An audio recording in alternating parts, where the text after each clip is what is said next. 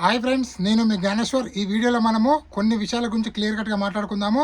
Sunday ఎపిసోడ్లో ఏమేమి జరగబోతుంది అనేది ఈ వీడియోలో క్లియర్ కట్గా మాట్లాడుకుందాము. అదేవిధంగా సెకండ్ ఫైనలిస్ట్ ఎవరయ్యారు, థర్డ్ ఫైనలిస్ట్ ఎవరయ్యారు, ఫోర్త్ ఫైనలిస్ట్ అయ్యారు అనేది ఎవరనేది కూడా ఈ వీడియోలో క్లియర్ కట్గా మాట్లాడుకుందాము. అదేవిధంగా ఎలిమినేషన్ రౌండ్ అనేది ఎవరెవరి మధ్యలో జరగబోతుంది.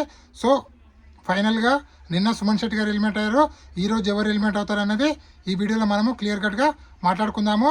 అదేవిధంగా బిగ్ బాస్ ఒక బిగ్ డిసిషన్ అయితే తీసుకున్నారు, అది ఏందనేది కూడా ఈ వీడియోలో మనం క్లియర్ కట్గా మాట్లాడుకుందాము. అదేవిధంగా బిగ్ బాస్ ప్రైజ్ మనీ ఎంత అని డిక్లేర్ చేయడం జరిగింది, అది ఎంత అనేది కూడా ఈ వీడియోలో మనం క్లియర్ కట్గా మాట్లాడుకుందాము.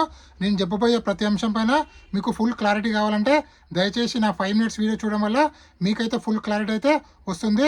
అంతకన్నా ముందు బిగ్ బాస్ 9 టైటిల్ విన్నర్ కళ్యాణ్ పడాల అవుతాడా, ఇమాన్యుయల్ అవుతాడా, తనుజ అవుతుందా, ఈ ముగ్గురిట్లో మీరు ఎవరికి ఓటేస్తున్నారు, ఎవరికి సపోర్ట్ చేద్దాం అనుకుంటున్నారు, ఎవరు గెలవాలనుకుంటున్నారు అనేది ఈ వీడియోకి ఒక లైక్ చేసి కింద కామెంట్ అయితే పెట్టండి. అదేవిధంగా అన్అఫీషియల్ ఓటింగ్లో టాప్ 5 ఓటింగ్ అనేది ఆల్రెడీ స్టార్ట్ అయింది.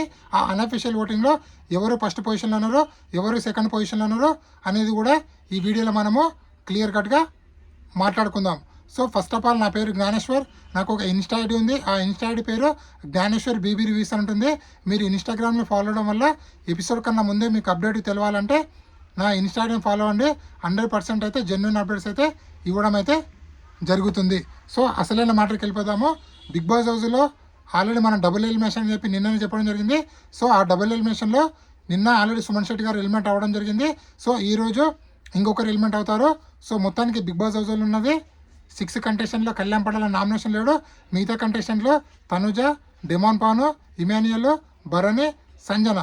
సో ఎలిమినేషన్ రౌండ్ అనేది ఫస్ట్ సెకండ్ ఫైనలిస్ట్ అయింది తనుజ గారు, దాని తర్వాత డెమాన్ పాను, దాని తర్వాత ఇమాన్యుయల్, దాని తర్వాత ఫైనల్ రౌండ్ అనేది ఎలిమినేషన్ రౌండ్ అనేది సంజన వర్సెస్ బర్నీ, వీళ్ళిద్దరి మధ్యలో జరుగుతుంది.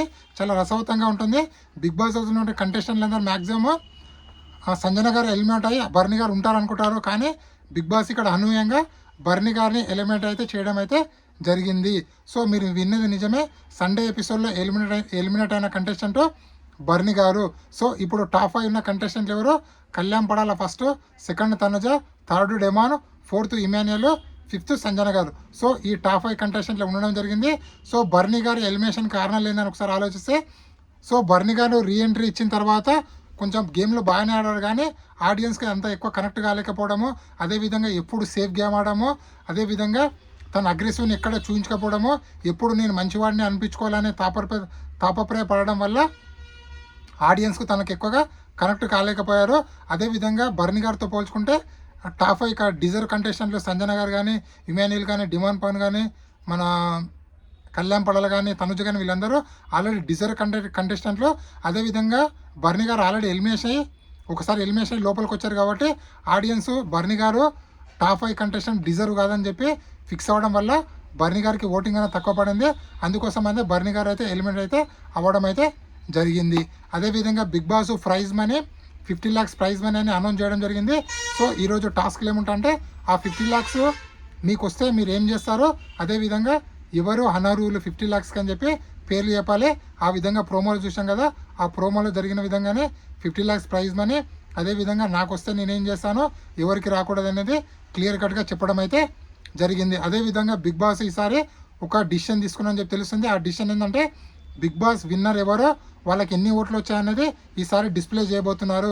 అంటే విన్నర్కి ఎన్ని ఓట్లు వచ్చాయి, రన్నర్కి ఎన్ని ఓట్లు వచ్చాయి, ఇద్దరి మధ్యలో ఎంత డిఫరెన్స్ ఉన్నది వాళ్ళు డిస్ప్లే చేయబోతున్నారు. ఇది ఫస్ట్ టైం బీబీ చరిత్రలో, మన తెలుగు చరిత్రలో ఫస్ట్ టైం ఇంతవరకు అయితే ఎప్పుడైతే ఓట్లు ఎన్ని వచ్చాయనేది డిస్ప్లే అయితే చేయలేరు. ఫస్ట్ టైం అయితే డిస్ప్లే చేయబోతున్నారని చెప్పి మనకైతే అప్డేట్ అయితే రావడం అయితే జరిగింది. మొత్తానికి టాప్ 5 కంటెస్టెంట్లో మీరు ఎవరికి ఓటేస్తున్నారు, ఎవరు గెలవాలనుకుంటున్నారు అనేది ఈ వీడియోకి ఒక లైక్ చేసి కామెంట్ పెట్టండి. అదేవిధంగా అన్అఫీషియల్ ఓటింగ్లో టాప్ 5కి ఆల్రెడీ ఓటింగ్ అనేది స్టార్ట్ అయింది. ఆల్మోస్ట్ ఆల్ ఇక్కడ టఫ్ ఫైట్ అయితే కళ్యాణ్ పడాల తనుజ మధ్యలో కొనసాగుతుంది.